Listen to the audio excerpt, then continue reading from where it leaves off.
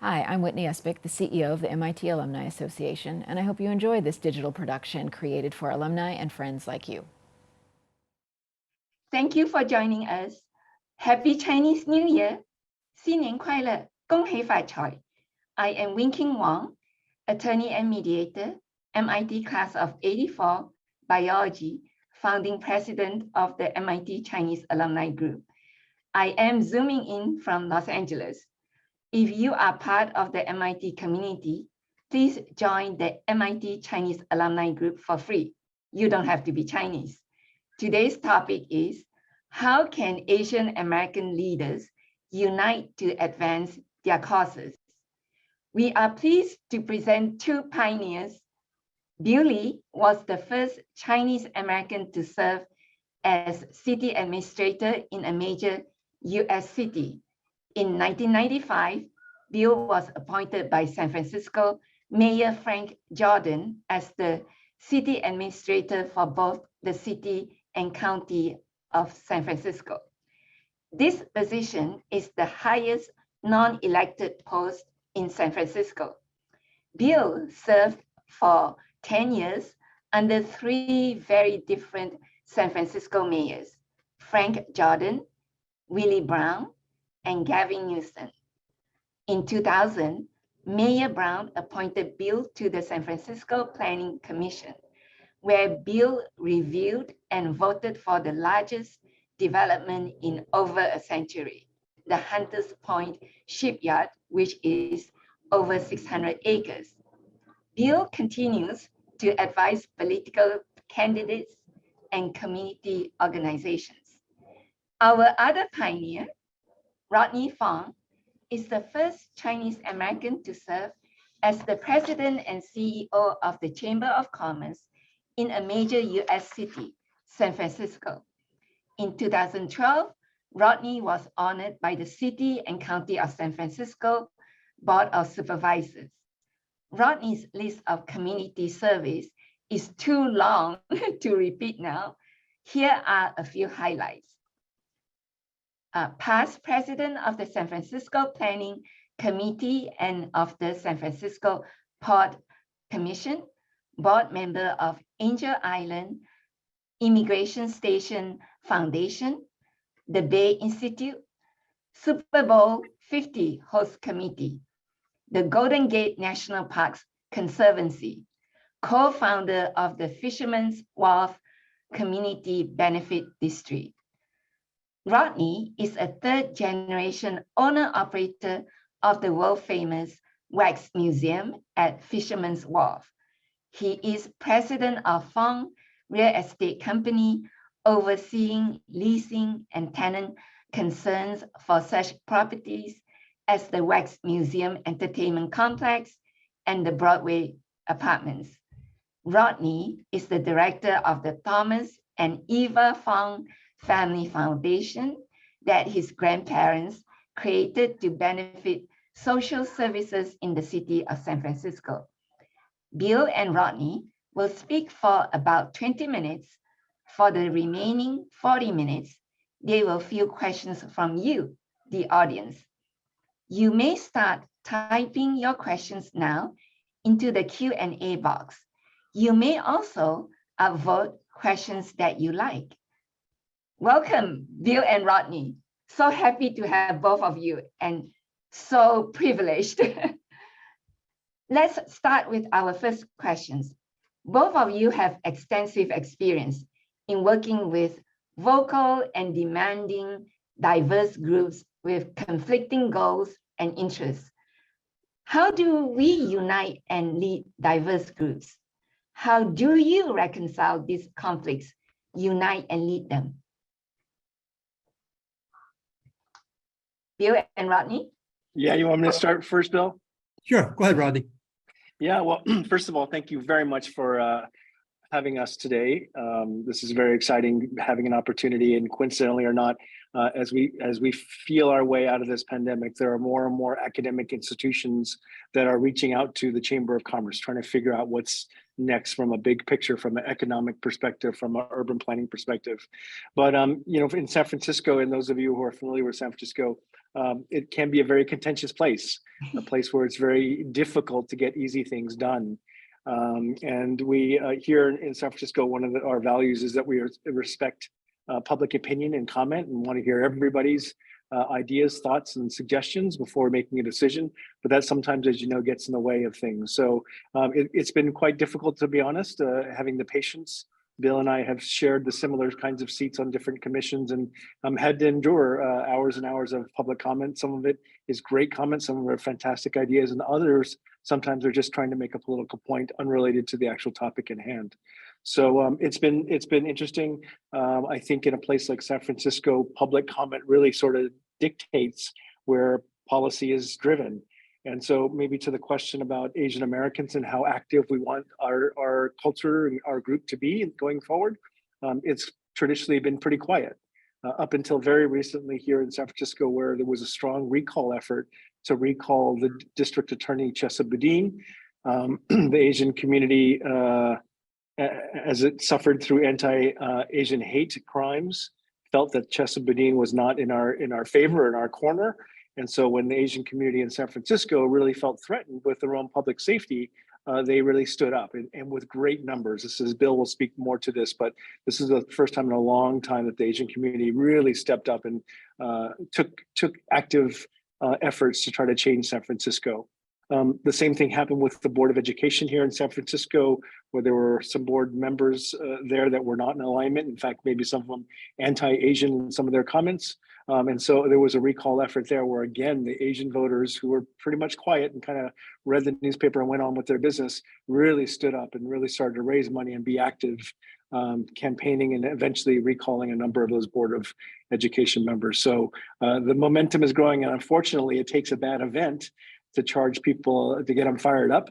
Hopefully we can take momentum and get some lessons from this and start to build some momentum without the emergency, without the crisis to stimulate that. How about you, Bill? So I've been thinking about the seminar, leadership, and how to engage Asian Americans for the future. When I first came to San Francisco in '84, I was really touched by the number of Chinese Americans in San Francisco. I grew up in Baltimore, Maryland, where it's Black and white. This is where Nancy Pelosi, Speaker of the House, grew up. Her father was mayor, her brother was mayor, but her brother could not win re-election when Martin Luther King was assassinated. So I ended up also working at the Department of Labor. Once I got out of college, the second Chinese American ever worked for the Department of Labor. So I met my wife in San Francisco. I came out in '84 after other jobs I had. I moved up to Philadelphia, got to know Philadelphia pretty well myself for a private corporation. But coming to San Francisco amazed me. I was hired here as what they call a toxics expert, in which my background is in chemistry and toxicology. I was hired by Dianne Feinstein because the city was sued for billions of dollars for PCBs in gas, natural gas that was throughout the country. And so the issue with PCBs, they don't burn, and it's used so you could smell a little bit about it, and so in case there's a fire. But nevertheless, once I first came here, I was amazed of the diversity, and even with the Chinese diversity we had here, because frankly, I had to get used to the Chinese because I was brought up with no Chinese or Chinese background. So I came here, I met a person from Sierra Club. He gave me a book called Left Coast City, and it talked a lot about the history of San Francisco. San Francisco, in many ways, mirrors a percentage of the races of the world. It's about 35% Asian. It's about 16% Latino, and about 8% Black, and the rest is white. So San Francisco sort of demographically mirrors the world. San Francisco is very tribal.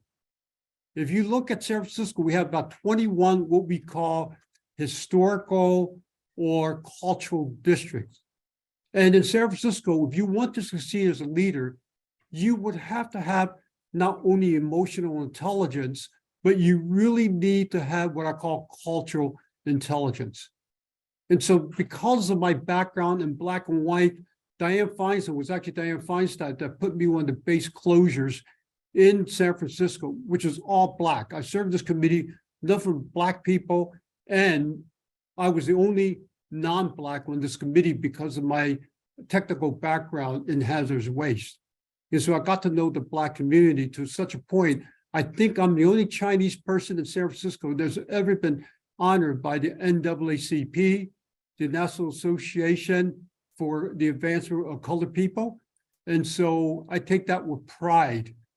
And I think if you want to be a leader like Rodney has been involved with different diverse groups in San Francisco, if you break it down again, we have a large also overlap of gay and lesbians. We have a lot of Asian, they're gay lesbians, besides different levels of Chinese, either you're a northerner or southerner, or you're from Hong Kong or Taiwan, or even if you're from Indonesia, it could be ethnically Chinese. We have a larger, most of California is mostly undocumented immigrants from Mexico. But in San Francisco, we have the largest number of undocumented immigrants from Nicaragua. So let me stop here to sort of give you a little context here, some of my thinking, and maybe we'll go to the next question.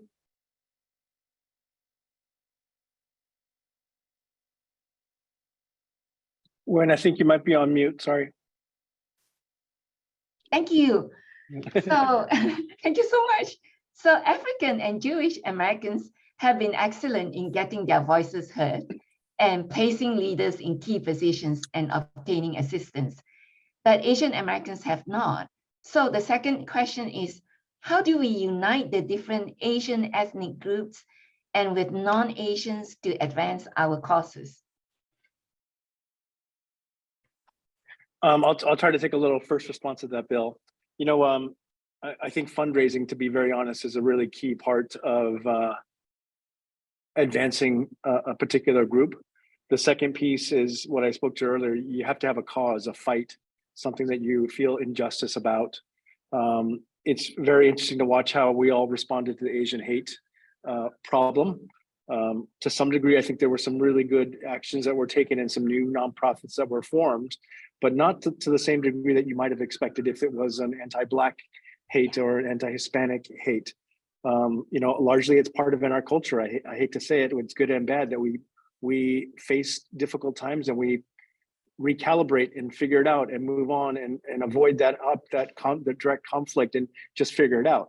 This has also been, I think we have to be honest, part of our success in that we're able to adapt like that and able to move through difficult situations. But I think it's really important that we try to take, especially with a younger generation, a younger set, to try to activate them. They may not have the fundraising capabilities or the networks to start to do that, but I think it's incumbent upon this particular group in this age set. I can't see everybody, but I'm guessing we're all about the same generation to try to put monies and efforts and build some structure for them to be able to go out and fight the fight and march the marches and protest the way the other groups do. But it does take money. It does take some leadership, some people who are willing to stick their neck out, to take a chance, to be unpopular for sometimes, to make unpopular decisions sometimes, to be aggressive. But I think we're starting to see, you know, some potential leaders out there that might want to do that kind of work. We're seeing more and more Asians run for political office nationwide, which I think is great. And so it's not our first choice necessarily, our first line of work, but I think we're starting to see more activation. Now, what I do think is really important, and often there's a sense of competitiveness that happens, a competitiveness for funding, a competitiveness for who's going to get credit for this. And so, you know, there are a lot of little groups that have gotten little to medium, but not big because there are too many that have not band together. So at least in San Francisco, I don't know if this is where everyone else is feeling, but this real sense in the business community and the nonprofit world of uniting and coming together and joining forces, whether it's 3 struggling nonprofits to actually come together to try to do the same thing, not reinvent the wheel, not compete for the same dollars. And I'm hoping in this arena for the Asian movement that some of these groups were able to merge together and that real leaders lead multiple groups, not just 1 or 2.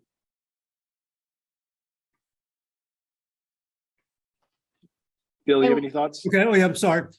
So Asian Americans, if you look at the population over the last 20 years, when I first came in San Francisco, we only had one elected supervisor historically. And he was appointed by Dianne Feinstein. And also the second was appointed by Dianne Feinstein. We had the numbers, but many were not voters. We had a form, what we have in San Francisco, the Chinese American Voter Education Committee, that was actually funded by downtown and some Jewish leaders. And if you look at the Jewish population of America, there's only about 8 to 10 million Jews in America, but the political power is very, very strong.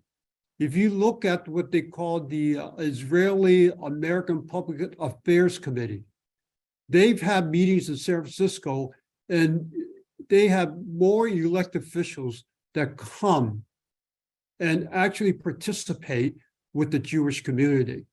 They're small numbers, but they have a huge impact. And the Asians are getting better at it because many people know that Hollywood is controlled by a lot of Jewish money. And they are able to send themes, movies like Schindler's List to educate the world. Americans, Chinese Americans and Korean Americans are beginning to move more into visibility because of their movies, acting. If you looked at last night's Golden Gate Awards, you saw Michelle Yeoh won an award for a movie. And so we need the numbers. We're finally right now in America, there are about 5.5 million Chinese Americans, including Indian Americans from India. We make about 17 or 18 million people in America. And so we're beginning to get that level of influence because our base is growing. In San Francisco, we have a large Vietnamese population. Part of it is good because many of them speak Chinese because they were pushed out of Vietnam during the Vietnam War. We have a Korean community, a small Japanese community. We have some Cambodians here. So first, the Asian community's got to unite, and we're getting better at it. Even though there's still remnants of anti-Japanese in San Francisco because of World War II, the younger generation, and Rodney spoke about this, there's a lot of younger people coming up through the ranks. California has more elected Asian Americans than any other state. Even though New York City have a few, we have a mayor in Boston. I remember the first lieutenant governor of Delaware was Chinese, and when he worked for Dow Chemical, I think this is back in the 70s. So we are amassing enough numbers now that we could be a political force. The highest ranking Chinese at the state of California is Fiona Ma. She was assembly here in San Francisco, but she grew up in Long Island with a Jewish community. And one of her best friends, we call her Jewish Julie, all right, Julie Brandt. And she also was from New York and Long Island. And so what she's been able to do in the state of California, she will probably be running for governor, is that she's been able to bring the Jewish community and the Chinese community together because of her skill set. And she could bring Blacks together. She brought a supervisor from San Francisco that was just elected as the, I think, Board of Equalization or controller, the controller now. And so she's been able to mix with different racial groups and religious groups. So how do the younger leader develop the skill sets, and what would be the skill sets that they need to develop? And what are the mentoring opportunities, if there are any, from the more senior Asian American leaders? I think there are organizing skills, organizing platforms, organizing groups and bodies, and then secondarily, the public policy piece and actually helping draft legislation policy that defends and protects Asians. You know, I don't know if it's something that we traditionally go to school for. I don't know if it's something that, you know, other folks spend more time learning how to organize that type of organization. But I think that's really the qualities. If you look at those groups that are really succeeding quite well and strong, they can organize and raise money and build a message that really is a call to action. Stop this, hate, whatever it might be, but the call to action is really clear. The messaging is very clear, and the distribution to try to fundraise, whether through television, through going to campuses, is really strong and organized. Yeah, and I see questions that dovetail with your answer there. For example, Peter say that he is in the Bay Area and he's wondering what kind of volunteer opportunities there are to further the Asian American issues. And that may go with where can he get the training to be better fundraiser, you know, better community organizer. Yeah, Bill might know more about the organizations that exist currently, but I don't know, Bill, is there an organization that's specifically training Asian leaders to go out and do, you know, but really teaching them skills how to organize? Like, I think the best way of doing that is actually working for the elected official to really start in the bottom, because in San Francisco, all your supervisors have 4 aides. We have a lot of Asian American aides that go out into the community. And I want to stress this, to be successful in San Francisco, especially California now, is that you have to be culturally intelligent, because many Asian Americans say we have a Black supervisor, and we have an Asian American work for the Black supervisor. How many Asian Americans really feel comfortable with Blacks? How many Asian Americans feel comfortable, say, kissing a gay guy if you're a male, or if you're female, kissing a lesbian? How many Chinese Americans or Asian Americans understand the Day of the Death is celebrated in San Francisco in the Mission because it's a historical Mexican holiday honoring the dead? So if you go work for a supervisor, or you join a non-Asian group, that will give you some credibility. Oh, I mean, we have the gay lesbian parade. How many Asian Americans actually walk that parade and feel comfortable?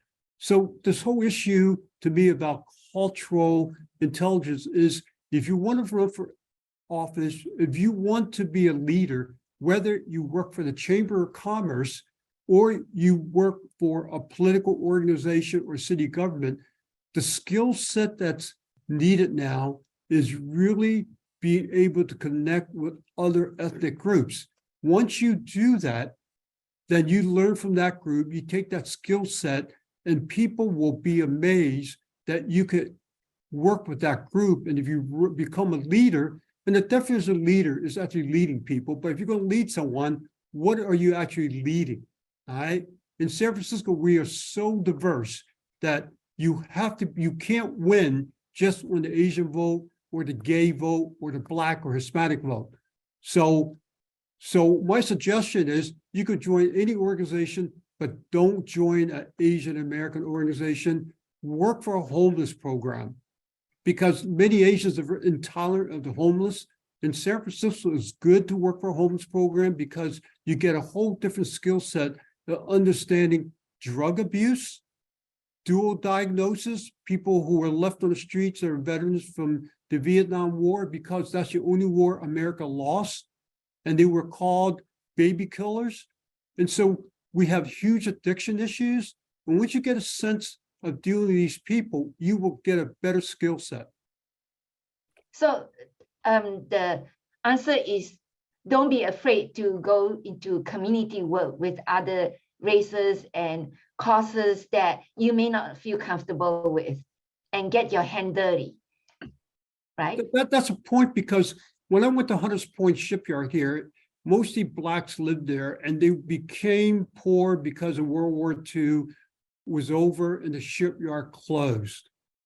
And so the Blacks there were very angry because they had no more jobs at the shipyard. They had some pensions, but they didn't have the education. They were blue collar. Unlike the Asians that pushed their family, their kids to better education, the Black community has the lowest number of college graduates at community college level, which surprised me, even lower than Hispanics in the United States. And so you have to understand different levels of society.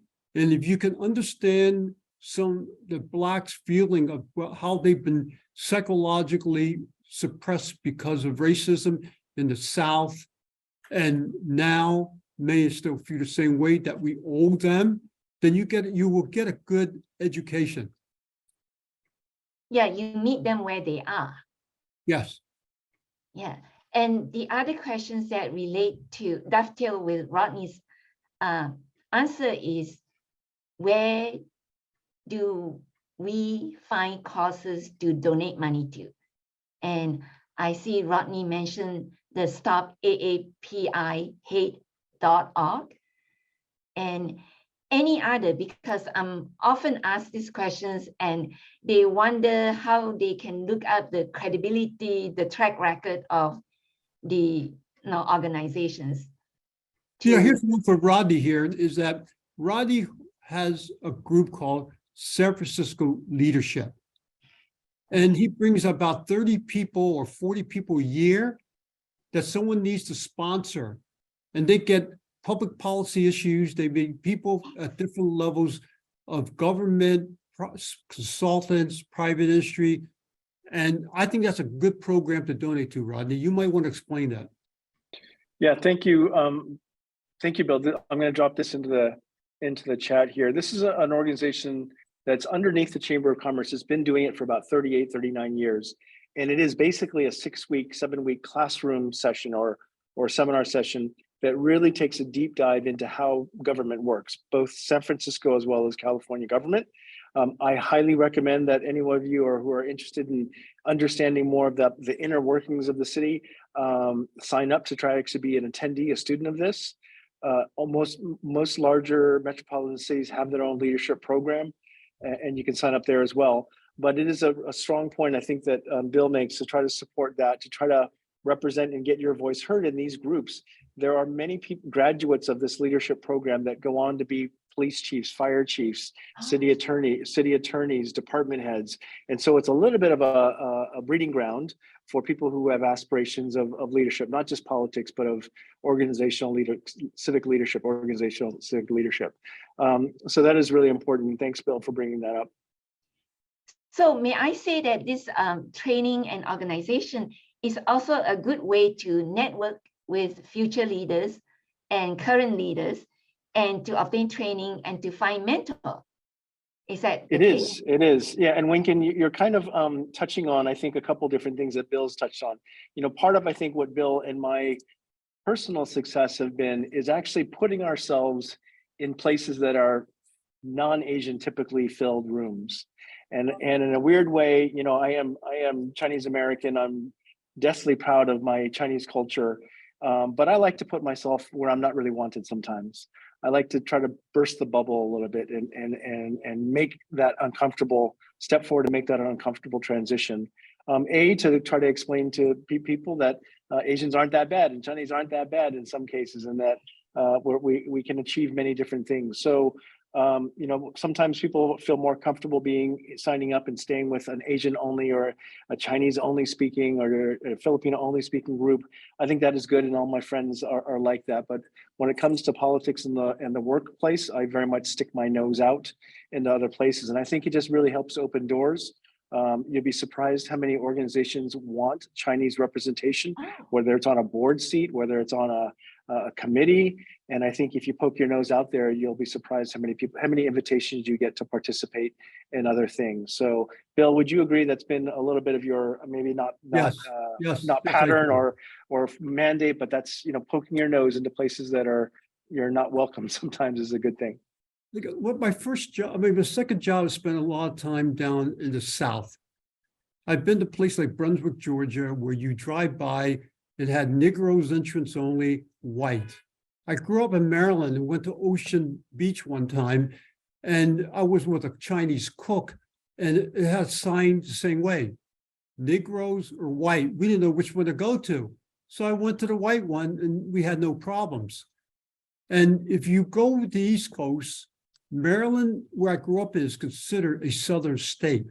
It's south of the Mason-Dixon line. So I was able to figure out how to maneuver both ways. And part of this, the people are asking about how do you get involved in it. My other point here is being an intern, try to meet as many different people and work with some elected official. Every year, every elected official in the Bay Area has an intern program for the summer, especially for high school kids. And Fiona Ma, I remember, had about 25 of them, and she had to break them down when she was the supervisor in San Francisco in the assembly. So find someone that you can work with. During the summer, there are a lot of nonprofits that you can work for. You don't want to work it so much for the money, but for the experience by meeting other people. You'll be surprised in the future, you'll see these people again. Yeah, and getting streetwise, right? Not just good at studying. And sometimes that's an issue for us. And what about Rodney? You were talking about being selected for board positions. And you are on very many, very prestigious board. What were the steps that you took to get there, and what would be your advice to people who wanted to get on crucial board positions? Yeah, again, I think just plug into places. Almost every company and nonprofit now has a diversity inclusion quota they are trying to make, and it's really important that they have good choices. And so I know within this room, I obviously can't see everybody and know everybody, but there are some highly qualified people on this. And it may be an area that you're an expert, but it may be not necessarily an area that you don't have to be an expert in. Boards want good decision makers. They want people that can make fair decisions, usually for the long term. And so I'm guessing that this room right now is filled with those types of people who think long term and can make good, sound decisions. So, poke your nose out there. I wanted to share something that I'm voluntarily doing that kind of combines some of the things we were talking about. I was offered to attend the U.S. Army War College. And this is a strategic institute that focuses on war and conflict. This is not something I promote or want to be part of, but I think it's important when we talk about business, we talk about actually the R&D that's comes from national defense studies, contracts, the threat of war, GPS technology that comes as a result of military research. I think that's important from that perspective, but I know I'm going to go into this room in June because it was already prefaced to me, and they are very interested to have a Chinese American come and speak to Chinese culture. There are a lot of people in the room who probably have not met very many Asian people or have very many Asian friends, but they are deathly afraid of China. They are deathly afraid of what China is trying to do. I don't know if I necessarily believe all of the media that I'm hearing from all sides about what's going on there or here, but they certainly have an opinion. And so I'm going to try my best to try to correct any misinformation or correct any misunderstandings or stereotypes that they may have, at least about Chinese Americans and our patriotism to America. So I'm excited to tell them that my uncle was in the Army, and my other uncle was in the Navy, and my father-in-law was in the Navy, and that we are all very much loyal to America. Thank you for That's your very family good, Rodney. service. Well, let me bring this up also for Chinese Americans in general, that after 9/11, I was asked by the Federal Bureau of Investigation to join their first, what they call, Citizens Academy. And what that was, they picked 40 people in the Bay Area, quite a few tech people, and they would teach you what the FBI does. And so it was like a 12-week program. And the last week, you spent a whole day shooting guns, M16A1, a Glock, a 32. And what was interesting about that program, I was the only Asian American in that program. And then it was like 4 hours a week was 12 weeks, except for one Friday, we spent 8 hours shooting guns at the Alameda Share shooting range. But they had one seminar on China, one either 4 hours, and I sat through there about how the FBI was tracking Chinese agents, Chinese money coming in the country, Chinese espionage, trade secrets. That was an eye-opener for me because my father also served in World War II. And as a matter of fact, I'm trying to get a congressional medal for him, but he's passed away quite some time ago, that Nancy Pelosi was able to get for all the Chinese Americans that served in World War II. So I give Rodney a lot of credit. You shouldn't be afraid. If you go on the FBI's website for Citizens Academy, you put your application in there and you go through 2 levels of screening. And so my parents, they immigrated from China, and I was asked to work for the Baltimore Police Department, and I also have a state passport when I was working, so they did a background check on me also. So because I worked for, I represented the Department of Labor in Amsterdam for lead poisoning, international conference in the UN, I went through a security check. And the question they asked really surprised me. They had to interview my neighbors. They had to interview other Chinese Americans at that time. This was about 73 or 74 to make sure my parents had no ties to communist China. But anyway, you should look at the FBI website and don't feel uncomfortable with the FBI because they're always looking for Chinese employees, whether you want to work as carry a gun or work in IT. We've gotten inquiries from the CIA and other law enforcement secret service. So the U.S. government and even the U.S. California Attorney General is also looking for Asian Americans. Great. Yeah, in fact, I talked to a representative from the FBI, and I'm wondering why their FBI anti-hate team didn't have Chinese or Asian. And they just say because they couldn't find them or they didn't have such employees. So this is good opportunity. And of course, what you're saying is Chinese and Asians should consider also entering into employment that are not common for Asian or Chinese, because it is good for us to be well represented in diverse areas. And that dovetails into the issue of why there seems to be a lack of Asian American leaders in government, business, law enforcement, law, or social justice. So any thought on that? Well, San Francisco's had 2 Chinese police chiefs, male and female. And so in San Francisco, it's easier for Asian Americans to move into higher bureaucratic office. When I first was appointed by Frank Jordan, at that time it was called the chief administrative officer that became city administrator, there were no Chinese department heads. So I formed a group called a Coalition of Asian American Government Employees. And that would to bring for Chinese New Year's to have meetings, get guest speakers. And we use, the health department's auditorium for lunch. You come in, you bring your own food, you listen to guest speakers about leadership. And then at the Bay Area wide, we formed another group. There's a Japanese county exec in Alameda that Marinishi, she's been there about 30 years as a county exec, maybe less than 30 now, maybe 30. And so she joined with me and some other Asian Americans from San Jose, I think Hercules and Stockton, where they had some elected officials to call Public Administrative and Elected Officials Committee to try to network within the Asian American community. And I think that organization is still ongoing.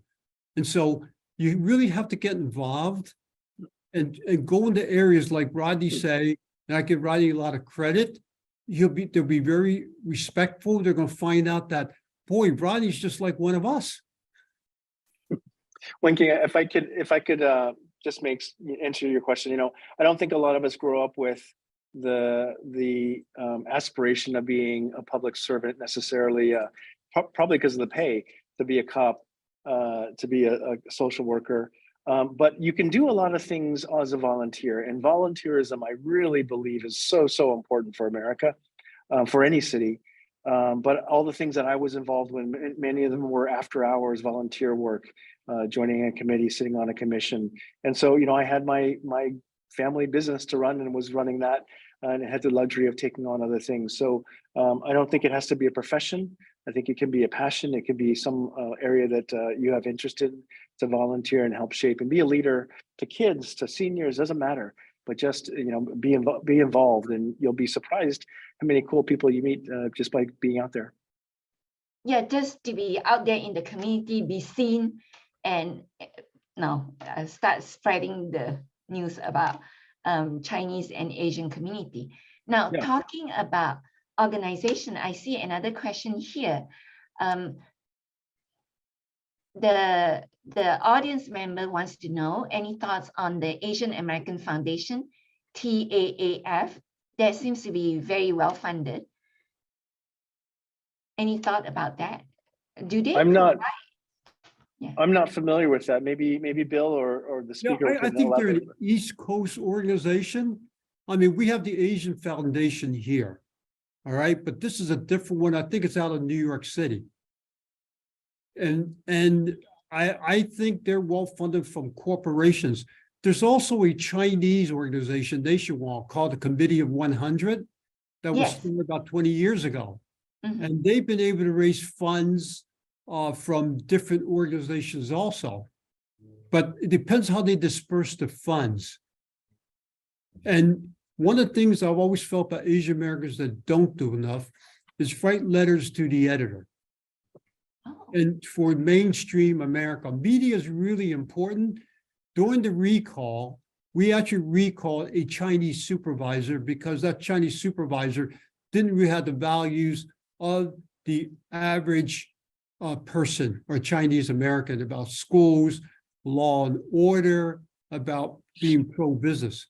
And one of the things people have to understand is that a lot of these foundations sometimes will fund more progressive agendas than more moderate agendas. And so you got to find out what foundation and who do they give the money to. So it's basically do your homework. Yes. Yeah. And I think there are some websites that would report on the performance of nonprofit organizations. And so if you're uncertain about their performance, or where their money come from or go to, or where your donations go to, then you can look them up, and check about their rating.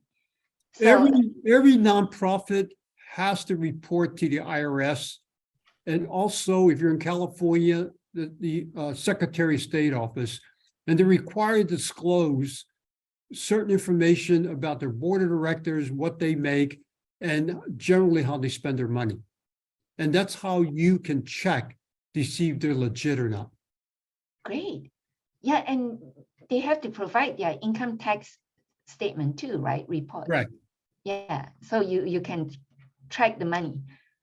So let me see, any other? Can I try to address Austin's questions about gas versus electric? And Austin, my email's in the chat if you want to reach out to me about it. But this was for everyone's benefit, legislation that they were trying to mandate that all new construction be electric ovens, electric stoves, burners, and not gas, for climate change reasons, sustainability reasons.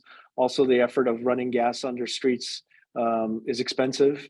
And so the modern way, just like cars, is going electric. There was pushback from a lot of the Asian restaurants who cook with woks, who cook with high BTU to get that char, get that flavor going. And so I believe they landed on a place where only new construction above the second story and higher are required to have electric stoves. On the ground floor commercial, gas is allowed. It's not necessarily encouraged, but it's allowed. But I actually think that was one opportunity where we did step up and really try to make some carve outs in that legislation to allow cultural types of restaurants. There was, it got pretty heated, and there was racism that was thrown around, and that you're discriminating against Asian food and discriminating against Asian cooks. So that's an interesting intersection where modernization and classic way of producing things rubbed up against each other. Yeah, that bring me to the next question about the economic downturn and the anti-Asian hate. So many Chinese Asian businesses, such as mom and pop businesses and restaurants, they had to close. And so how is your organization helping these businesses thrive or to come back? Yeah, it was very interesting when we watched during the pandemic how non-Asian restaurants dealt with it. Many of them opened parklets, outdoor seating. Many of them really were quick to adapt to the DoorDash delivery. And a lot of the Asian restaurants, either out of fear of it being more expensive, not understanding the applications required to apply to build a permit in the street to take over parking space, not understanding how the app business worked, hesitated not to. Some of them closed. Some of them still remained open and still are open. But I think what's probably more interesting is that there was an article about entrepreneurs who are immigrants, and that the second generation is now more educated. Maybe they went to MIT. They no longer need to work in the family restaurant, and that there's a shortage, and soon to be a great shortage of ethnic restaurants that are second generation owned. So I think that's a little bit part of it. That a lot of them closed their doors because their kids were not able to help mom and dad run that restaurant when during COVID. But I did see, in a very sweet way, a lot of families come together, and it almost brought tears to my eye to see the seafood store on Clement Street here in San Francisco called the Seafood Center. They were in the middle of COVID. Their two 21 and 22-year-old sons came back from college. They were helping mom cut fish, bag scallops. But you could really feel the family unity as they came together. They were living it back home during COVID and helping out mom and dad at the seafood store. So I don't know. There's some great stories, I'm sure, there as well. Some good family stories and business stories as well. I think the main issue is immigration. Many of the Chinese in Chinatown have complained to me to work with Dianne Feinstein to figure a way, can we get the Chinese out of Hong Kong and southern China and other major cities in China that are chefs? Martin Yan, who's a famous chef in California, he's on public broadcast television. He had a cooking school in southern China, and he was there for about 3 years. He was only able to get one chef out of China to come to America so he could be a chef.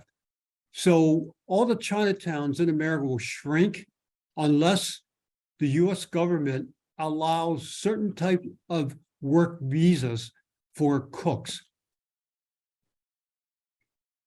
So that's another area to work on. I am having difficulty with some of these questions on the Q&A because they seem like statements and I don't see the questions. So if you guys can help me, try to ask questions. And I'm sure some of you guys here on the Q&A are trying to spread information about your organization. That's cool. That's good. So I don't see any more questions on the Q&A. So I will go ahead and look for some questions here. Oh, for Bill, you have thrived under 3 different city administrations and 3 very powerful San Francisco mayors. What do you think account for your longevity, your resilience, and your flexibility? Well, the first thing is I kept my mouth shut until I was able to understand the mayor. Even though Frank Jordan appointed me, he lost his second term to Willie Brown. I was not a Willie Brown person. And so what I did, a lot of people didn't know this, some of the other elected officials came to me and said, hey, look, there's nothing personal, but you're not Willie Brown's guy. So Willie Brown had a chief of staff in Sacramento. a Chinese American that I knew, and she actually called me. We had a conversation, and she said to me, Bill, Willie's the type of guy that you're in a position that's too close, and he's got to be able to trust you. And so what I would do is try to figure a way to get his trust, because you're appointed by the person that lost to him. So many people don't know this. So after about 2 months, I went to Willie Brown and told him, I'm willing to resign because I'm not your guy. You didn't appoint me. And he looked at me strange and says, well, what do you want to do? I said, if you give me this position within the city here, I will resign so you put your own person in. But Willie Brown never got back to me, and he actually reappointed me for another 5 years. And after that, he even appointed me to the planning commission, even though I didn't want to be in the planning commission. So the question is, you've got to be able to size up the person you'll be reporting to. Number two, you got to figure out that person, what he likes and doesn't like, and find out people around him that actually went to some of my friends and want to check my background out, that were any information ever leaked, that I did anything illegal, did I take city funds or hire my friends? And so that's probably the best advice I would give people that were in my position, because Willie Brown was very powerful at the state of California. And he brought it here. His ego was hurt because he was turned out. So you just have to understand where your boss is coming from, no matter city government, or if you work for Rodney Fong, you've got to understand your boss's priority, and you got to watch his back. Right. What about, that's fantastic information. What about Gavin Newsom? Well, Gavin Newsom, I worked for 2 years, all right, because under the terms I had. So Gavin said to me and the city controller that we had 10 years plus, that was time for a change. You know, I sort of knew Gavin. I did not know Gavin that well, except when he was a supervisor. And all elected officials, if you look at all your elected officials, they want to bring in younger people, because I would consider old at that time, about 12 years ago, because as they move up the food chain, like Gavin Newsom became lieutenant governor, and they want to become president, if you're 20 years older than your mayor, you're not going to be around, and they know that. So Ed Harrington, the controller, and I were about the same age. We were in our late 50s, and we knew that Gavin was, all his employees, people close to him, were in the 30s and the 40s when he was about 40. And so you just have to work around it. I've traveled with Gavin to China, to Beijing, Hong Kong. I traveled him to Manila and the Philippines, so I know him pretty well, but I also understand the political process. And understand the political process, you do what you can do. He appointed me to the planning commission. He appointed me to do international affairs at the airport. It's not like we didn't get along. We did get along, but he knew that I'm going to retire soon. Right. So Wenking, then, can I respond a little bit to that comment, to Bill's? Yes, yes. And actually kind of fuse it with the anonymous attendee question. Yes. There is a strong movement. I want to leave everyone on this webinar very encouraged and not demotivated, that there is a movement that is strong with the Asian American community. There are voices, as the anonymous attendee writes, that are voices that are getting loud and proud. But not one person can do it. And this is where I think the organization piece needs to happen. We need smart minds to help write legislation. We need smart minds to think about economic change that needs to happen in big cities. We need people that can articulate them. We need people who can organize. We need people who can fundraise. And so I don't want anyone to think that just because they don't see themselves as a politician, that they can't get involved. There are many spots to get involved and contribute and help be intellectual thought leaders and provide ideas for people like Bill to go out and populate into the world. So there's a spot for everybody, and I think to be really successful, especially in the Asian way that we do things, to they can be very, very powerful behind the keyboard, behind the pen, and we need that kind of activity as well. Yeah, especially like for MIT graduates who had the technical know-how, Sure. then they'll be the backbone and be, in the background supporting people like you and Bill. The other piece related to MIT is, I think we live in a world where we are more and more becoming to believe science. And I know San Francisco has made so many decisions based on science, maybe even some wrong ones. But if they are going to San Francisco is going to commit themselves to science, we need to do so in a strong way. We need to understand what space development looks like. We need to understand what life sciences and ag tech and food tech really look like. So I think there's a great opportunity for people with science minds, analytical minds, to really be leaders in the next era. The other piece I wanted to talk about is Bill sort of went through all the different mayors and how he had to work with them. These eras, these new leaves change constantly, and there are new classes in leadership of big cities, small cities as well. And so there's always a window or a class to fit into, and they run in different parallels. There's a group of people who are in their 30s that are going to be someday really calling the shots, but they know where they fall. There's a group in their 40s who know where they fall. There's a group in their 60s that know where they fall. And everyone essentially gets a turn at it, but there's a little bit of a natural queuing that occurs based on age, frankly, which Bill pointed out. So I think there's another reason why anyone should hesitate to plug in. There's a spot for everyone at any particular level. And I think Rodney is right in many ways. We're Asians. Look, to be successful, you have to have knowledge, skills, and abilities. Asians clearly outshine when it comes to the knowledge. You look at the patents, we got 5 Chinese American Nobel Prize winners, all in science, all right? That's a given, all right? We know the Chinese Asian heritage of hard work, what gives you the ability, okay? And so the question really is how do you help the younger generation develop the skills? So Rodney's very articulate because a lot of people call him the Chinese Gavin Newsom. He's got the looks, a little gray hair, and he's very articulate because he really thinks mostly like a white person, even though he has a Chinese background. Remember, the whites in the near future and far future will have the largest population in America. It's not going to change for years to come. So you've got to fit into the middle class and in many ways think like a white person, but keep your heritage and develop your skill set in understanding all the other diverse communities. Yeah, and the other thing I want to point out about what's so amazing about Rodney is Rodney actually is dyslexic, right? And how did you overcome that? And how did you turn that into an advantage? I heard your inspiring podcast. Well, actually, our friend here, Bill Lee, who I've known for a long time, has been a mentor of mine.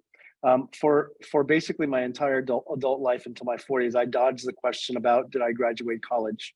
And Bill asked me that question, did you graduate college? And I told him no, that I attended college. And then I let him know that I was dyslexic.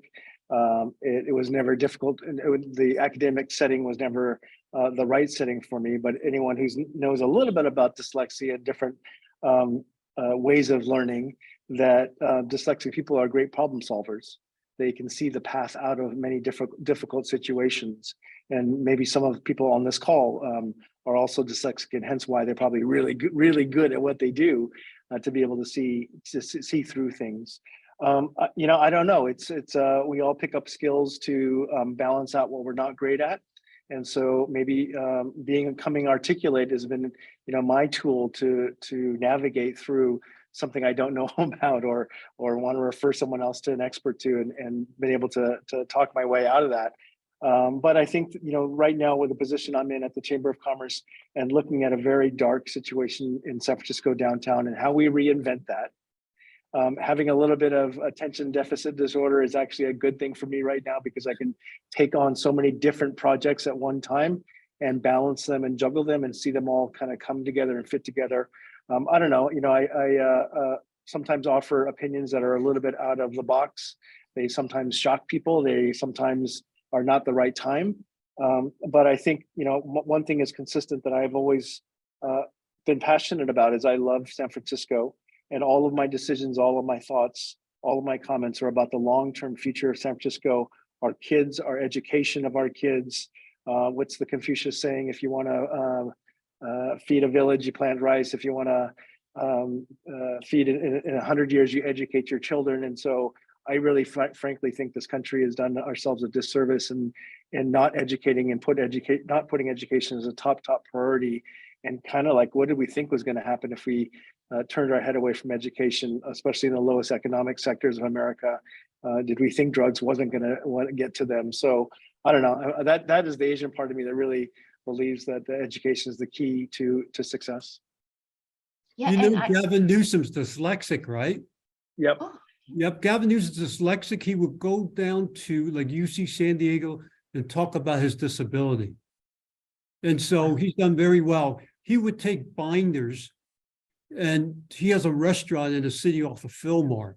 He would take binders to where he was mayor, and he would go in the back there, spend hours highlighting those areas that he needed to know and practice. Thank you. I think I'm going to ask one last question from the anonymous attendee. Is it time for Chinese in America to organize something like the Anti-Defamation League?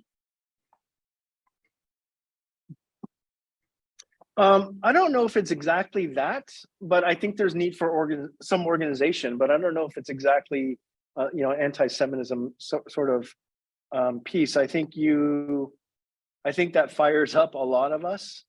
I don't know if it's in our nature to want to always fight for that particular fight. But I think, one sad thing that Asian Hate's done is it's found a common cause for us to come together. And so maybe you're right, anonymous attendee. Maybe that is the button that strikes everyone's nerve, and you're willing to support that. You're willing to fight for that. You don't want your mom to suffer that. You want your kids to suffer from that. So you could be right, but I think it's the organization of something like that is larger, that's international, and focused on one particular movement, fear, emotion. Any thought about that, Bill? I'm not sure if we need it at this time, because when we compare ourselves to the Jewish community, Asians in general have done relatively well, even though we have many poor Asians in general, all right? But I'm not ready for that yet. I think it may get worse for Asians as for Chinese in the future because of the tension between America and China. When I look back 30 years, when Japan was second largest economy in the world, they bought over, Pebble Beach and some of the trophy properties in America. A lot of pushback. I remember Chinese American was killed, Vincent Chin in Detroit, who was a friend of mine in Detroit, because they thought he was Japanese.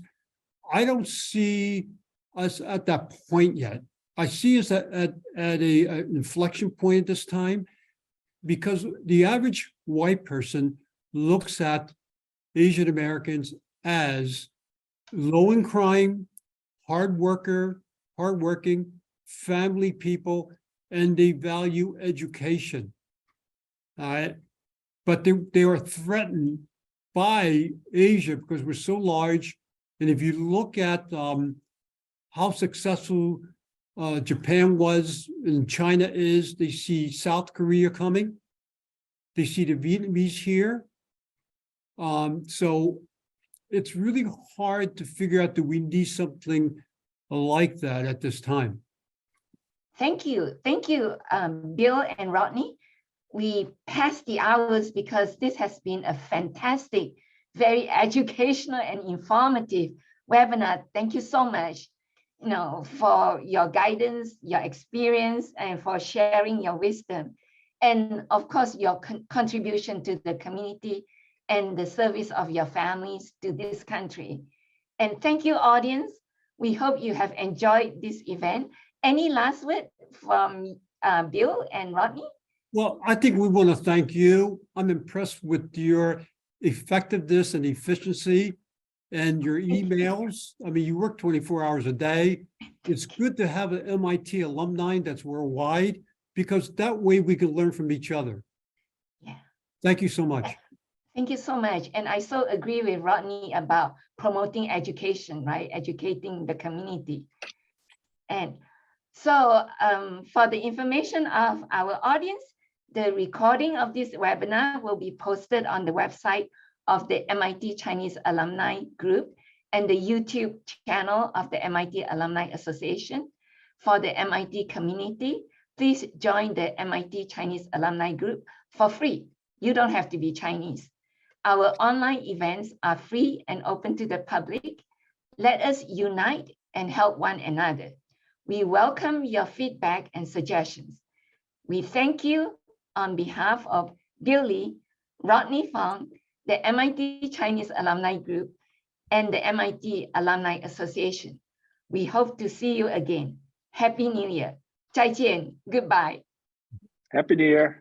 Happy New Year. Thank you. 新年快乐，恭喜发财. Bye bye. Thanks for joining us. And for more information on how to connect with the MIT Alumni Association, please visit our website.